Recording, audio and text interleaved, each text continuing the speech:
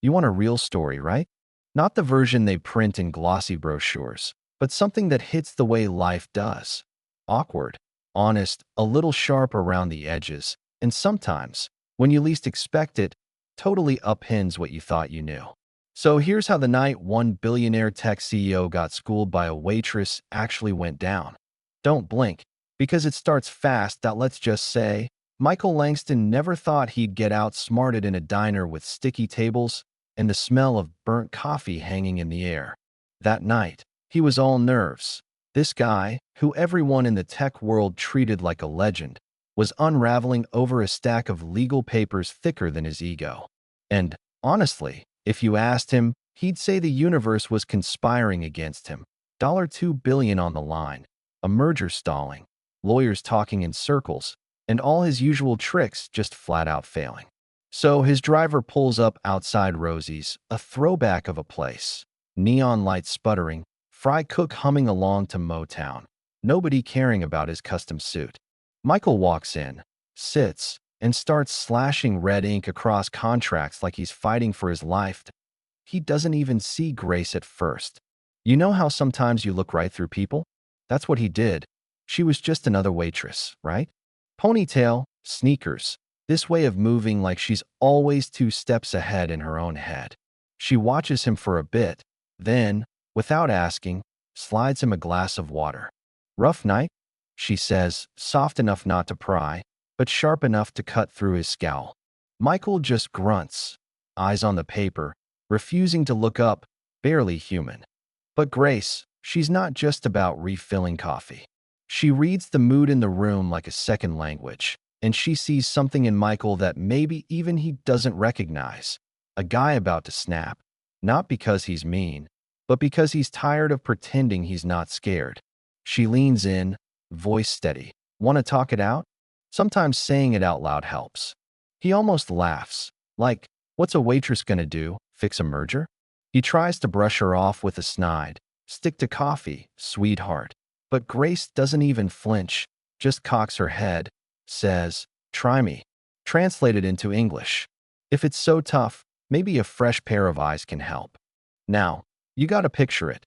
This CEO, so sure of himself everywhere else, handing over the papers just to shut her up. But she takes them, reads, starts scribbling notes like it's the easiest thing in the world. And suddenly, Michael's not irritated. He's curious, because she starts breaking down those impossible terms. This bit?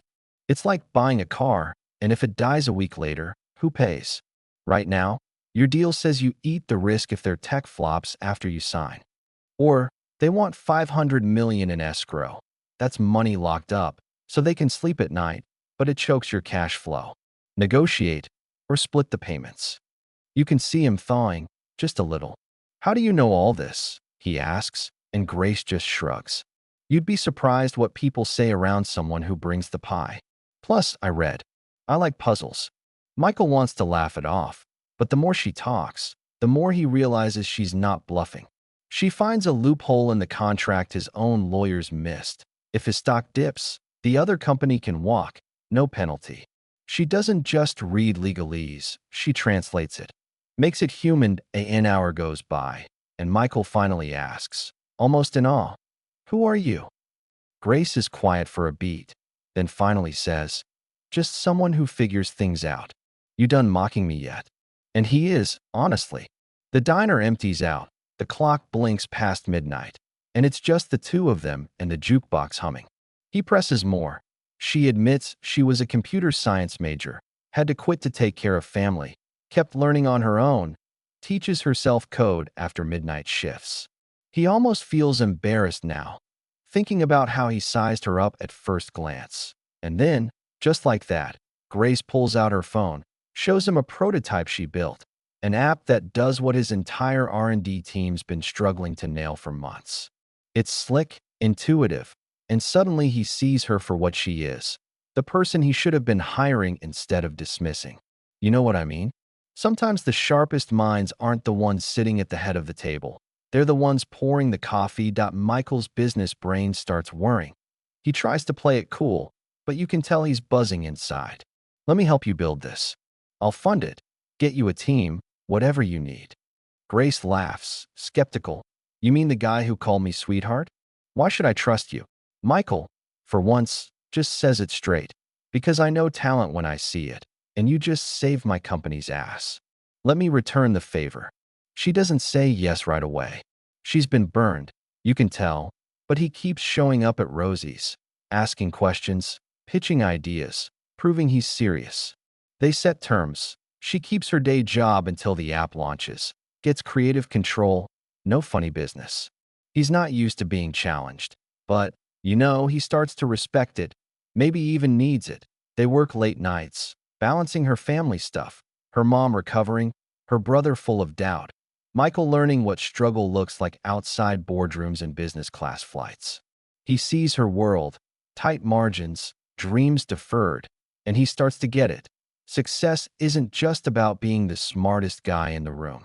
Sometimes it's about listening, really listening, to someone everyone else tunes out. 6 months in, the app, Connects Fear, launches. It takes off, not just because it's smart, but because it solves real problems for real people. Grace becomes the name everyone in tech suddenly wants to know. She sets up scholarships for working-class kids, helps them finish school so they don't have to do what she did. Michael overhauls his whole approach to hiring, starts looking in diners, community colleges, everywhere. Talent doesn't come with a fancy label. A year later, he's back at Rosie's. Now he's just another regular. Grace is there, but not in uniform. She's a guest, celebrating the app's latest update, surrounded by her family and the people who believed in her. Michael raises his mug, grins, here's to underestimating people, and Grace clinks her cup to proving them wrong. And the world outside? It keeps spinning. Most folks never know the revolution that started in a booth with a waitress and a billionaire who finally learned to listen. But it matters, because that night wasn't just about a deal, or an app, or even the money. It was about seeing people for who they are, giving chances, and remembering that genius is everywhere, not just where you expect it.so. Here's my question for you. Have you ever underestimated someone? Or been underestimated yourself? Would you give someone like Grace a shot? Or do you think you'd have been Michael, blind until someone opened your eyes? Drop your thoughts below. What does genius really mean in your world? And if you think more stories like this need telling, you know what to do. Share, comment, all that, because the world could use a few more unexpected revolutions right now.